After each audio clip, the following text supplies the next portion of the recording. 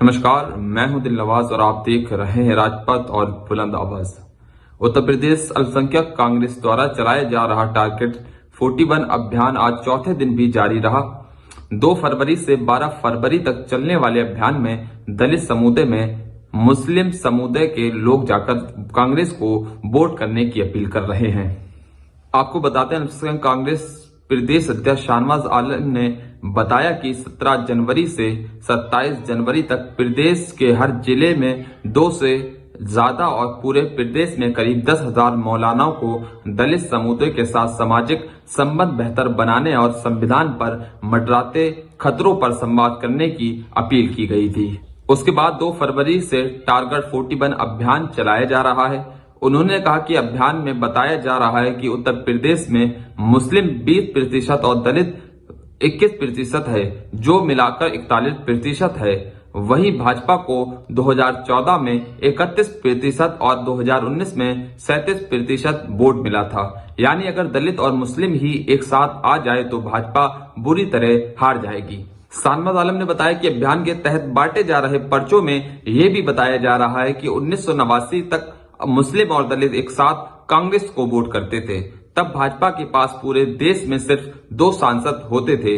मुस्लिम और दलित फिर से कांग्रेस में आ जाए तो संविधान विरोधी भाजपा फिर उसी स्थिति में पहुंच जाएगी। आगे क्या कुछ कहा, देखिए ये शाहनवाज आलम की ये वीडियो।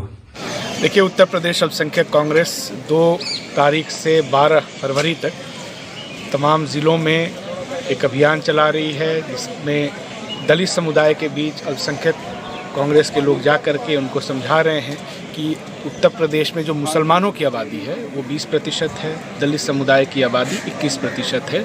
इन दोनों का योग 41% है, इसलिए इसका टारगेट 41 नाम दिया गया है। इस अभियान में हम लोगों को बता रहे हैं कि भारतीय जनता पार्टी को 2014 में सिर्फ 31% वोट मिला था, 2019 में 37% वोट मिला था।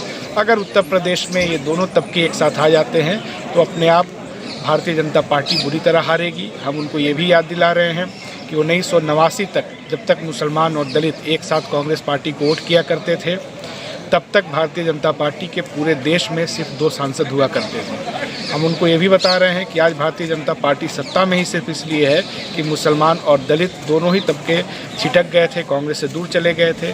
अगर ये दोनों तबके एक साथ आ जाते हैं तो फिर से भारतीय जनता पार्टी को हम उसी स्थिति में पहुंचा देंगे।